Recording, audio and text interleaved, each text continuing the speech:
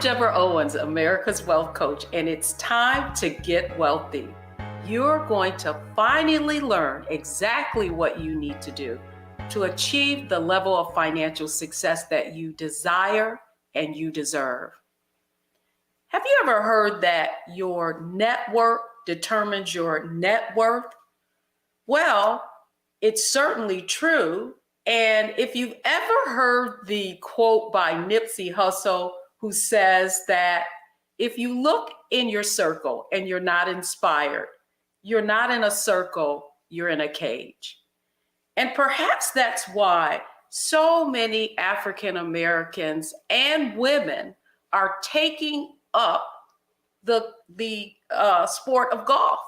And the sport of golf, because it is said to be the sport of business. And that's exactly the conversation we're going to have today. So here's what they don't want you to know about what it will take to achieve financial success. First, it's not what you know, it's who knows you. And then secondly, the other thing is that your network really does determine your net worth. And finally, that success is a contact sport. And that's why I'm so excited to be having the conversation that we're going to have today. And that's with someone who basically took her fun golf outings with friends and turned it into a full-fledged event planning company that takes people all around the world on business and golf trips. She also wrote the book, Golf, the Sport of Business. And I'm excited to welcome Jandy Turner, CEO of Acuity Events, on to Wealthy You. So Jandy Turner, welcome to Get Wealthy. Thank you for having me. It's a pleasure to be here. Well, I know how excited you are about the sport of golf, if you will. You've written a book, but before we get into that conversation, I want you to just share with our audience just a little bit about yourself. Sure. I'm Jandy Turner, born and raised in Baltimore. I grew up playing softball and basketball. Those were my sports of choice. You could not tell me that I was not going to be one of the first women's professional basketball players. However, one small problem, the WNBA didn't exist when it was my time to do that. So long story short, I went to the University of Virginia. I played engineering instead of basketball and built a career in management consulting following graduation until the entrepreneurial bug hit me. Well, you know, it's interesting. You talk about the entrepreneurial bug, and I certainly alluded to in your introduction just about, I mean, you were playing basketball and softball. So talk to us a little bit about how you ventured into this sport of golf. Right. Well, I just love sports. And coincidentally, I never grew up playing golf. There was a golf course, maybe 15 or 20 minutes from my house, and we drove through it. I didn't know anything about it. It looked pretty. But one Saturday afternoon, my husband is a golfer, and he was watching the LPGA, the women play on TV. And they were playing something called the skins match. And basically in a skins match, if you win the hole, you win a pot of money. So the women were playing and they were winning money for their charity. So if you win this hole, you get $10,000. You win the next one, you get $10,000. And I was like, oh my gosh, this is gambling and sports. Where do I sign up? So I said to my husband, hey, that looks easy. I'm an athlete. Can you teach me how to play? Well, my God, golf is the hardest sport I have ever attempted to learn how to play. And almost it seems like it's a sport that I had to learn how to play versus other sports sort of came naturally growing up. So he endeavored, if you will, to teach me how to play. It was an endeavor of love. I was really nervous on the course. I didn't want to play with other people. When we got to the course, I would be like, okay, let that group go ahead of us. Let that group go ahead of us. And he said, you can't do that. There's always going to be a group coming. So finally, I got paired up with him and these two other guys, and I was mortified. And, the guys hit the ball, goes left. Next guy hits the ball, goes left. I hit the ball, doesn't go that far, but I was like, oh my gosh, maybe I'm not as bad as I think I am, or maybe I may be as bad as everyone else. So from there, I said, I dedicated myself to learning the game and being a better player. Well, the reason why I wanted to have this conversation with you today is one of the things that you recognized as you became more involved in the sport is that the other benefits to golf, and then went on to write this book. So when we come back, what I want to talk to you about and help you explain to our audience why golf is much more than just a game, and tie it to this whole conversation around how you can build your network through the game of golf. So folks, we're going to have a great conversation. Lean in, because if you want to know the real secret to building a network that can have an impact on your ability to be financially successful, you're going to want to hear this conversation. So don't go anywhere, folks. We'll be right back.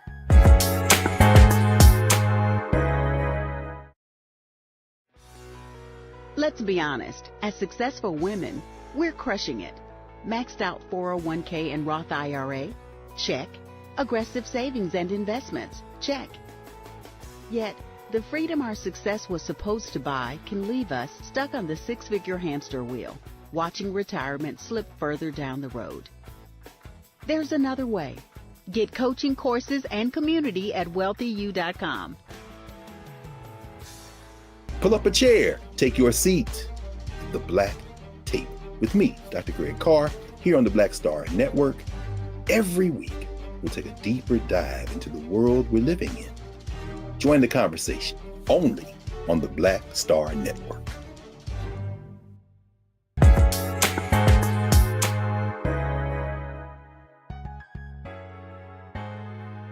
Welcome back, everybody. I'm Deborah Owens, host of Get Wealthy, and I'm excited to be having a conversation really about the game, the game and the sport of golf, and really help everyone who's watching understand why it is much more than just a game. And my guest today to have this conversation with is Jandy Turner. She's CEO of Acuity Events, an event planning firm that hosts corporate events around the world. And she's also the author of Golf, the Sport of Business. And so, Jandy, thank you so much for coming on, having this conversation, because I think it's important for folks to understand that oftentimes it's not what we know, it's who we know and who knows us. And certainly what you've learned, and one of the reasons that you wrote the book is to really help expose people to the sport. However, the way I want to kind of enter into this aspect of the conversation is, come on now, golf, it's often seen as inaccessible, expensive, and not necessarily a Black sport. And so what would you say to that, sort of perspective that many of our viewers in our audience might have about the game of golf? First, I would say it's our time. If not now, when? But let me take you back a little bit, about 20 years ago, before I was in the golf industry, before I could really play the game. One Memorial Day, I got together 16 women because we did not have to go to work. All of us had dabbling interests in golf, very primitive, if you will. I was able to, through my network, connect with my friends who work for Marriott. And I said, hey, I'm having a golf tournament for 16 women. I need some prizes. Can you donate some overnight stays? Bam, done. I had another friend that worked for Bank of America. We need some swag. Can you clean out the corporate closet, if you will? She found golf balls, tees, towels. So through my network, number one, I was able to feebly put on my first golf tournament for 16 women.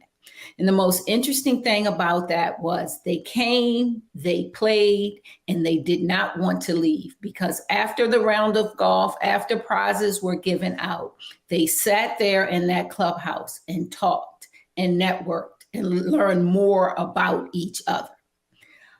I was done. It was a great event. At the end of the event, they said, when is your next event? I didn't have a next event. I hastily put one together, 4th of July weekend. Men came, women came, and the result was the same. The golf was one thing, but after golf, they stayed, they networked, they got to know one another. So that was sort of one eye-opening to me. Golf was one thing, but look at how these people are connected.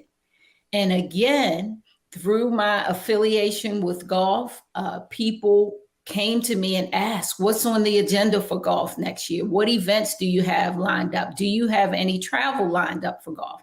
I didn't have anything, but I knew it was something about this sport that was pulling me into it. So I decided to research, and I did a full-blown business school industry analysis of the golf industry. And I found out that golf was pretty flatline. It wasn't growing, but there were segments that were growing: women, minorities, and juniors.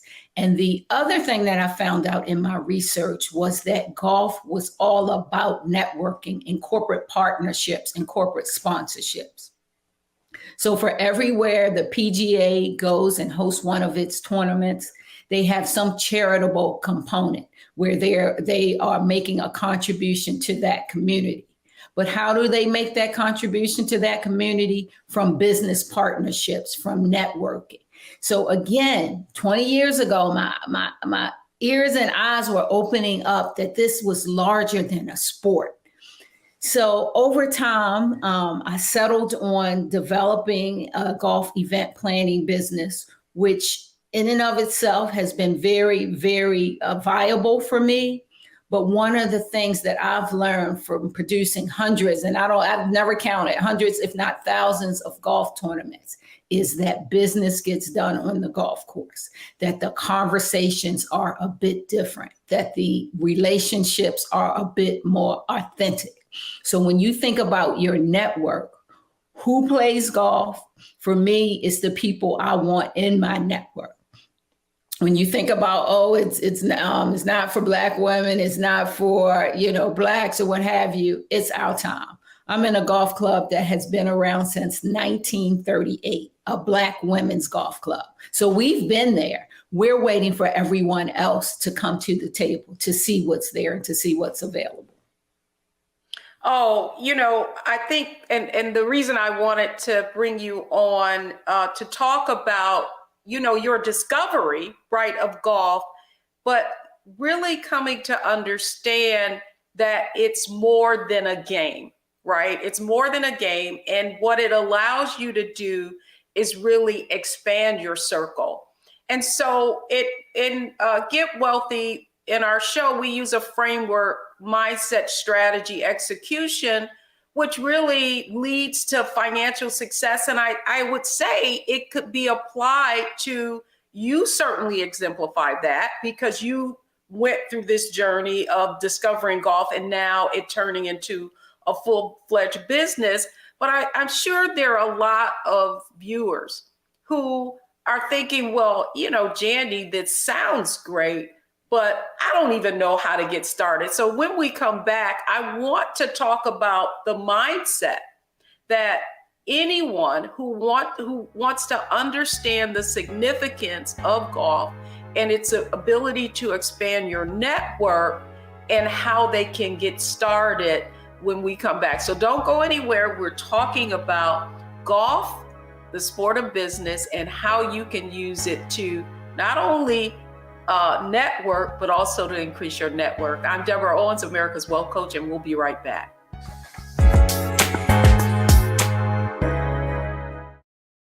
Hi, I'm Dr. Jackie Hood Martin, and I have a question for you. Ever feel as if your life is teetering and the weight and pressure of the world is consistently on your shoulders? Well, let me tell you, living a balanced life isn't easy. Join me each Tuesday on Black Star Network for A Balanced Life with Dr. Jackie. We'll laugh together, cry together, pull ourselves together, and cheer each other on. So join me for new shows each Tuesday on Black Star Network, A Balanced Life with Dr. Jackie.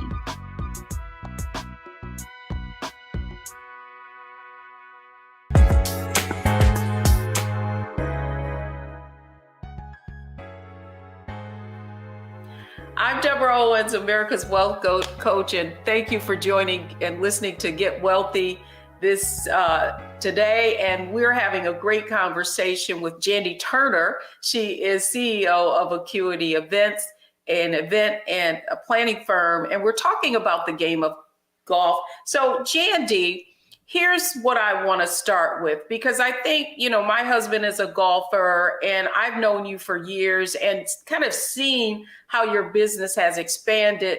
To your point, golf is expanding. I've got one question for you. Do you feel like the kind of success that Tiger Woods being Black brought to the sport also has increased people's awareness of the game as well, and maybe desire to perhaps want to learn? Absolutely. Tiger Woods has been a true accelerant for the sport of golf. Golf is golf. It's been around. People quietly play golf, if you will. When Tiger Woods came on the scene as a young kid almost, and basically we got to the point where he was successful so early on in his career, everybody took notice. Existing golfers, non-golfers, women, children, everybody. So what he has done and continues to do for the sport is nothing short of phenomenal. The Masters is coming up. Yes, they would have had decent ratings on TV, but by Tiger saying that he is going to participate in the Masters, everybody will have an ear or an eye tuned into the Masters this weekend to see him. Well, it's interesting that you say that, because even though he has not been playing, my husband's an avid watcher of the Golf Channel. It is just amazing the amount of programming that they've built around him, even though he's not playing. And so I want to talk to you a little bit about, if you were someone watching this program, what is the mindset that you need to bring to the game so you can overcome perhaps some of the apprehension that you may have about the golf not necessarily being something that you can acquire, play, and expand your network with? Sure. I'll talk about a couple of things. A lot of people say, I don't know anyone who plays golf. Well, let me throw a few statistics out there. There are 25 million golfers in the US. 6 million more golfers started playing during the pandemic. But here's a statistic I like. There are 6 million women playing the game, and 73% of female professionals who play say that golf benefits them in business. So again, there are people out there. You just need to find them. Some people will say, oh, I'm not interested in playing golf. Okay, you might not be, but your colleagues are, your customers are, your suppliers are. If you don't want to or don't have the physical ability to play golf, there's still opportunity to be in and around the game. For example, we talk about the Masters Golf Tournament.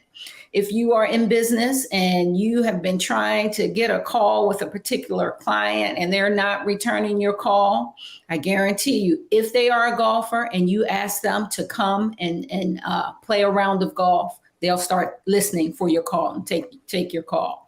Similarly, if they're not a golfer, but you invite them to something different, a professional golf tournament, doesn't have to be the Masters. The tickets are a little hard to get. It's a lottery system. However, There are professional golf events around the country, and attending a golf event by yourself, with a client, with a spouse, is a different experience. It's not like 60,000 fans screaming in Raven Stadium. It is an opportunity to, one, see the beauty of the golf course and walk the course with the golfers. So there will be people following Tiger Woods all around, or their favorite golfer. It's also an opportunity to sit in a chalet over one of the signature holes and sip on wine and have decent, quiet conversation with a potential client, prospect, if you will. So again, a lot of people say, oh, I don't play. I don't know anybody who plays. Well, people are playing and people are around the game. Some of us say we don't have time. Well, we make time for what we want to do. We binge watch on TV. We watch series every week. So I'm not, I don't buy that one. And then other people say, what do I suck? What do I do if I suck at golf? I'm not athletic. Well, one, I encourage everyone to take lessons and learn the game. But most importantly, the thing I want to get across is you do not have to be Tiger Woods to play and enjoy some of the benefits in the game and build your network. You have to learn the rules. You have to learn the game, take a series of lessons and practice, but you don't have to be this diehard golfer. Only about 90% of the golfers, now let me flip it. Only about 10% of the people who play golf break 100. That means score less than 100. So there's 90% of the people out there playing golf who have high scores, scoring over 100. Most people don't know that. You have to be decent, but you don't have to be great. And it's something about once you take lessons, you practice, and you get out there on that golf course, you kind of fall in love with the sport. You fall in love with the opportunity to network and converse with people during your round of golf. It is just a wonderful opportunity to be in a different circle, in a different network. And there are plenty of charitable golf tournaments out there that you can join. There are clubs and leagues that you can join.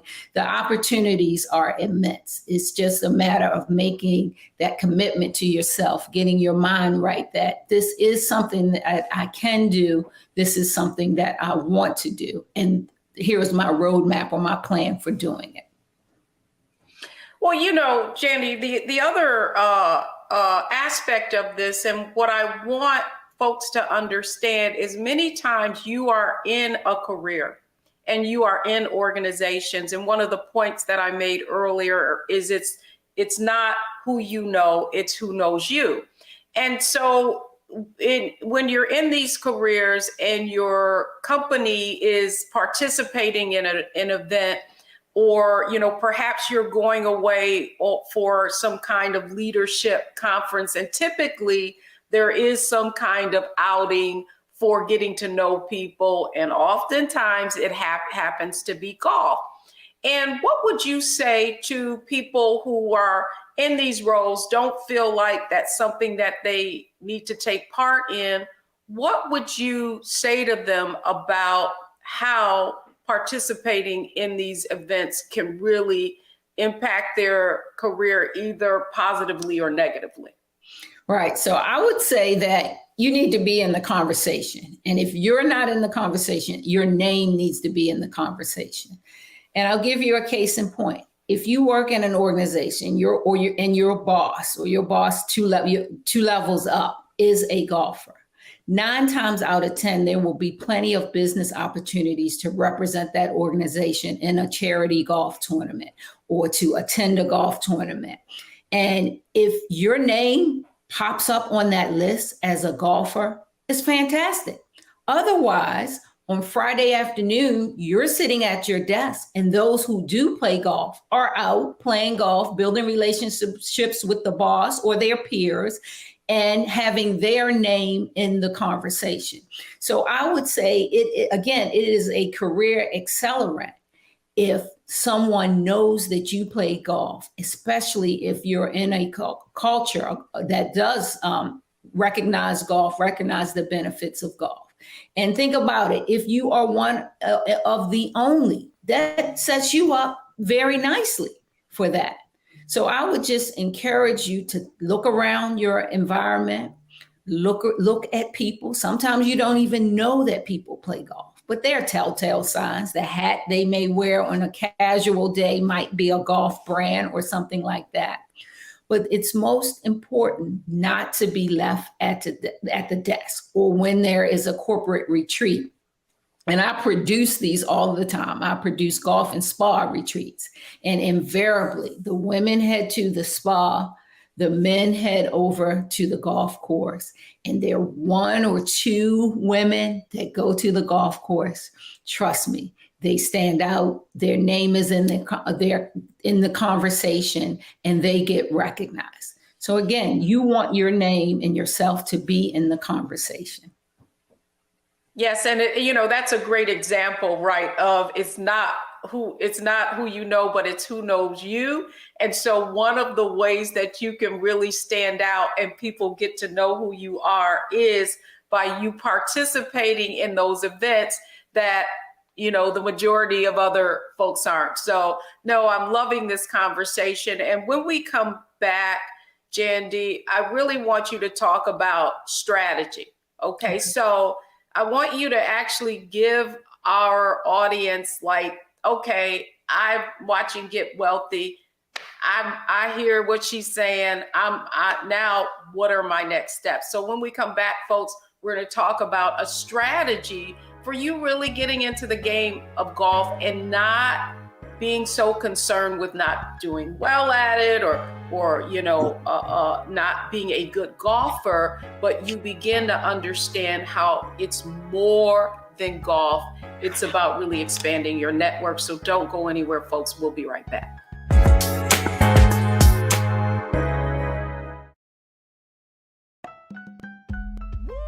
We're all impacted by the culture, whether we know it or not. From politics to music and entertainment, it's a huge part of our lives, and we're going to talk about it every day right here on The Culture with me, Faraji Muhammad, only on the Black Star Network.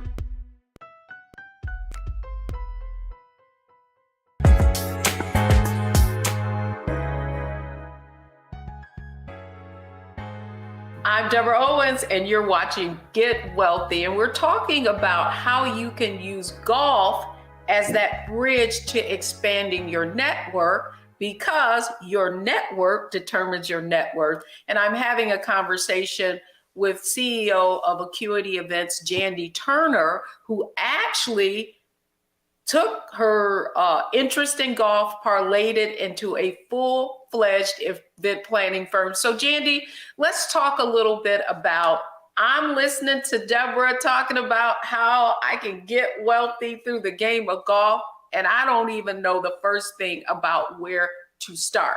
So if I'm watching this program, let's talk about strategy. What is, the top 3 things that you need to do to just get your golf game on? Great. So again, mindset, we've arrived. We know that we want to play golf. The next thing you need to do is think about taking lessons. Some people are intimidated by it. If you are, take a girlfriend, take a friend.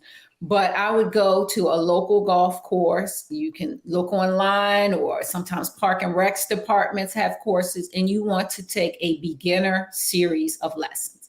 I would say 5 lessons. I don't know off the top of my head. Every course is different. Probably won't cost you more than $150 to $250 to take a series of 5 lessons. Okay. So you go to the golf course, you find out when the next set of classes every Tuesday at 6 p.m. starts. Please don't run out and go buy golf clubs and golf outfits and all of that stuff. Why? Number 1, we're talking about getting wealthy. I want to make sure you stick to the sport. So you can say to the instructor, I don't have clubs yet. I'm just getting into the game. Do you have clubs that I could borrow during the lessons? Okay.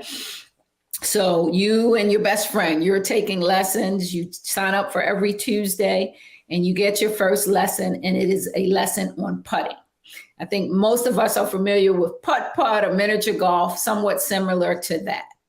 The most important thing after you take that lesson is practicing. What I don't want you to do is show up for next week's lesson and you haven't practiced. It's just like going back to school where, you learn something in school, you need to do a homework assignment or apply that knowledge before you move on to the next lesson. Again, not much. If you do an hour putting lesson, do an hour practice at the local golf course. And so that piece around the lessons and practice is important. Also, you want to learn the rules. Good golfers don't mind playing with bad golfers or not so good golfers, but they do mind playing with people who are slow and people who don't know the rules. So there's an app nowadays, the USGA, United States Golf Association, I believe, has an app with all of the rules. It's a little over 30 rules. Read the app in the back. Read one rule a day, right? Learn one rule a day or 2 rules a day. So now you know the rules. And then there's a bit of etiquette that goes with the golf. It's not necessarily a rule, but it's etiquette about how you present yourself, how you dress. You can't wear jeans on a golf course and things like that. There are rules and etiquette that you will learn, and any golfer will share that with you. But it's just most important that you take that step to take lessons. For those of you who are interested in using golf as a business tool, I've written a book. I even have a course under golfthesportofbusiness.com where I walk you through everything that you could possibly anticipate in business golf. And how do you prepare? How do you invite somebody to play business golf? What are the signals to say who's paying? Whether you're paying or whether someone else is paying, or how to ask that awkward question. All of that is in my course at golfthesportofbusiness.com. So again, it's 2 sides to it. It's the physical learning of the sport, but it's also educating yourself. And then lastly, all golfers will say, if you don't look good, you probably can't play good. Then if we are committed and we want to play, only then do I think it's time to invest in a set of clubs. And you might want to invest in a set of used clubs. There are play it again sports places. There are plenty of yard sales where people thought they were going to play golf and they're not playing golf. I would just rely on your golf instructor to help you figure out, what would be a decent set of clubs for you.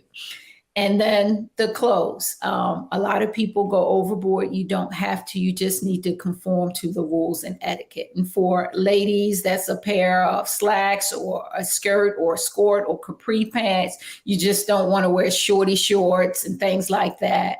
No tank tops on the golf course. Pretty much a collared shirt, polo shirt, as we grew up calling them. And you want to dress appropriately, and you will eventually need golf shoes. Do I recommend going out first time and buying them? No, usually a pair of sneakers will do until you are sure you are committed to the game. Well, what I love about you and why I wanted you to give people sort of a sense of how you might approach it, I do think that once you take all the steps that you just described, that you want to now, what do you do to, feel like you belong? Do you join a local? Do you join a league? Do you go to a public course? How do you find how to kind of create that place that you can go and that you can bring others if you want to use the sport of golf to actually network as well? Right, fantastic questions. There are many opportunities to do that. There is an opportunity to join leagues. Every golf course has a league almost every day of the week. There are women's leagues, there are men's leagues, there are co-ed leagues, there are 9-hole leagues, there are 18-hole leagues, there are traveling leagues. So a league is a good way to establish repetition in addition to meet people. So for example, if you sign up for the ladies 9-hole league at your local course, And every Wednesday, you're showing up to play golf with a group of 15 or 20 women. And usually they mix up the group. So again, you are networking and playing with other women. You're also establishing that repetition and reinforcing what you learned in your lessons. So you're taking those lessons and putting them into action. Now, there are other ways to do it. If you have a friend who plays golf, is an experienced golfer, you don't necessarily want your friend teaching you how to play. We want to leave that to the golf professionals because it's very easy to develop bad habits, and you have enough going on trying to learn the game. But you want your friend to play with you, right? If your friend plays on a weekly basis, hey, I'm just starting to play. I don't play really that well. Can we go out late Sunday afternoon and play golf and, hit the ball around and that sort of thing. And then in a corporate environment, I work with corporations all the time who do golf. They hire me to do golf education workshops as well as golf clinics for their female employees or their young employees just coming in out of college. So you may want to check with your employer to see if they have anything going on around golf. And there are, again, in addition to leagues, numerous groups throughout the country who are all about exposing women to golf. The LPGA has an amateur group that's all about exposing women to golf, and they have chapters all over the city. There is Black Girls Golf, Black Diamonds Golf. There are tons of organizations out there. A quick social media search on golf and Black women and that sort of thing will yield it. If not, reach out to me. I will get you connected depending on where you live. But you just have to ask, and you can play with anyone. There are golfers love other golfers. If you play golf, that puts your relationship at a different level with people. So it's just a matter of opening yourself out, going to the local golf course. And sometimes you can just hang out there and you see people, meet people, and talk to people.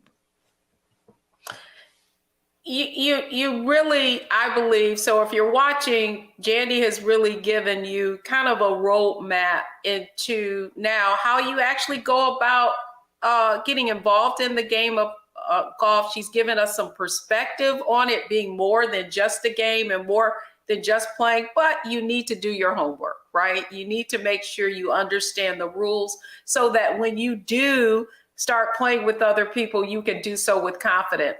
So when we come back, however, what I want Jandie to touch on really is that the fact that golf is more than just a game, and what are some of the things that you can learn by networking through golf. So don't go anywhere, folks. We're talking about how your network is your net worth and how to expand it using the game of golf. We'll be right back.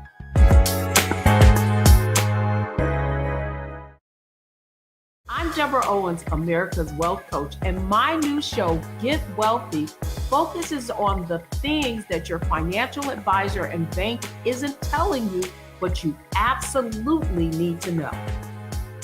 So watch Get Wealthy on the Black Star Network.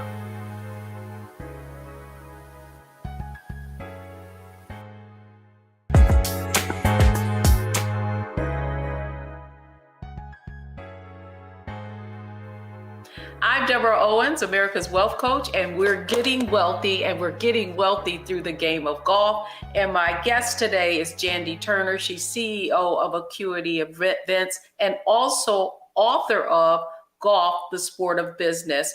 And Jandy, thank you so much for kind of giving us a roadmap, really helping our audience understand how they can get over maybe some of their apprehensions around golf and actually how they can get started.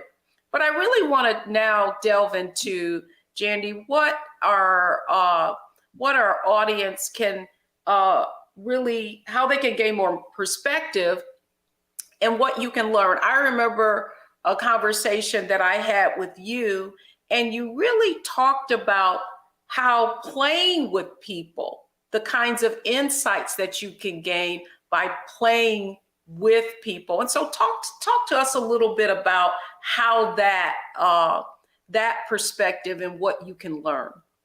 Yeah. What an opportunity to build relationships, business relationships, relationships with your kids or your grandkids. But let's focus on the business relationships. It's better than a lunch appointment. Let's face it, if you invite me to lunch for business, I'm going to be on my best behavior for that hour, right? But golf, it is a 5-hour meeting in a relaxed, beautiful setting with minimal distractions. It's almost bad etiquette to have your cell phone going off while you're on the golf course. So again, you and your playing partner or partners can communicate with each other and talk just you with minimal distractions. But let's talk about what happens out there on the golf course. On the golf course, you are going to see the good, the bad, and the ugly.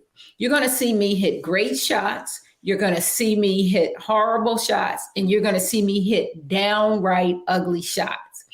But what matters and what you can infer from seeing that is how I handle. How do I handle that? How do I handle it when I hit a great shot? Am I bragging and strutting my stuff?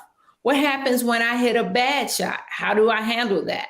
What happens when I hit an ugly shot? Do I throw my clubs in the water? While you're on the golf course with somebody, it is an opportunity to read that person and also be read by that person. It's an opportunity to establish instant common ground.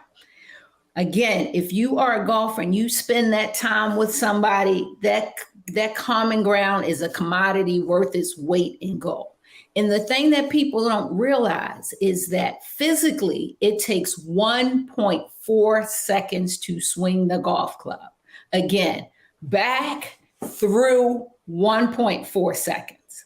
Let's say we hit the golf club 100 times. That's only a few minutes that we're actually playing golf. What are we doing the other time? We're bonding. We're getting to know each other.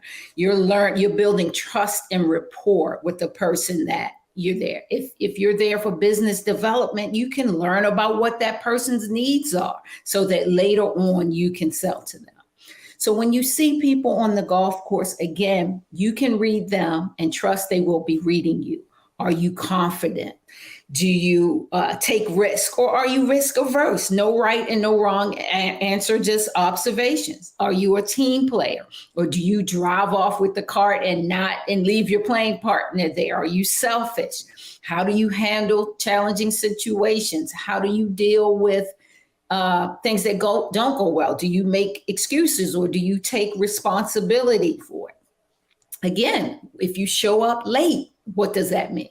So if I were entering into a business partnership with somebody, I would take them out on the golf course. Perhaps even if you were entering into a marriage or a relationship, because how people show up on the golf course is 9 times out of 10 how they show up in life. Well, the reason why I wanted to have a conversation about this is because you're really talking about the psychology of golf, right? And I think, and human behavior, and we really are talking about relationships and expanding your network. And so in just listening to you, one of my thought really was, I'm sure people would like to know, what is proper etiquette around the kinds of conversations that you might want to have? Like if you invited somebody out and it was certainly a business, a contact, do you want to talk business while you're doing golf? What is appropriate? Right. So you don't want to jump in the cart and on the first of 18 holes say, so, it would cost us, $17,000 to do this. Are you interested? That's a big no-no. You don't want to do that, right? What you want to do is get inside the mind of your prospect. You want to know what keeps them up at night. You want to know what problems they are trying to solve that you could possibly address with your products and solutions. So I use the golf course for needs identification, rapport building, and understanding and getting to know that person. You want to hear about their kids or their grandkids or what have you, because if that's what's important to them, they're going to talk to you about that. So I think you keep it light, you're learning, you're sharing, you're taking mental notes. Typically after a round of golf, most people go back to the clubhouse. We call it the 19th hole, and people have a drink or meal or what have you.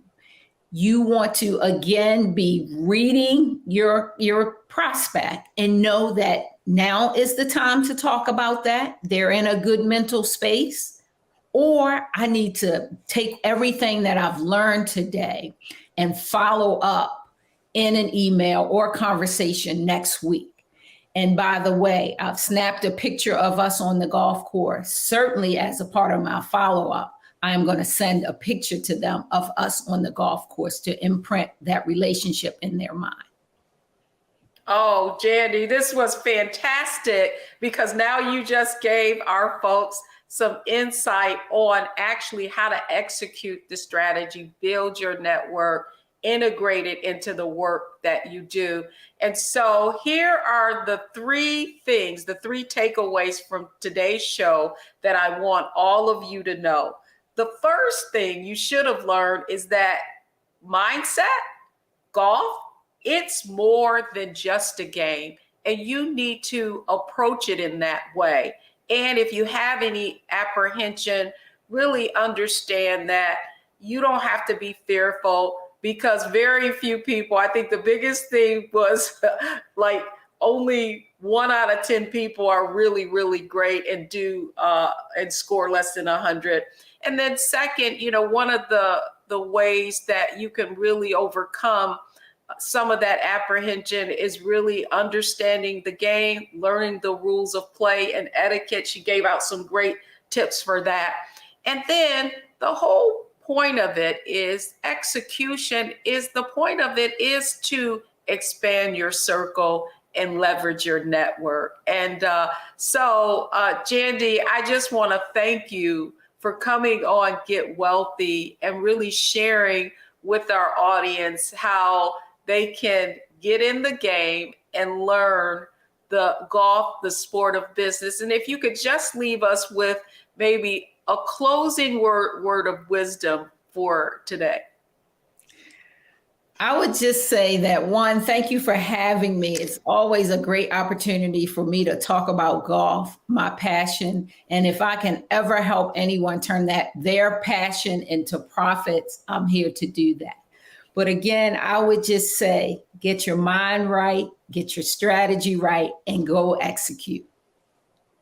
Love it. Love it. Thank you so much, Jandy Turner, for coming on Get Wealthy. Keep watching, folks. I hope that you go and apply what you have learned today, because remember, your network is your net worth. That's going to do it for me on this episode of Get Wealthy. Tell your friends and keep watching, because we have more to come.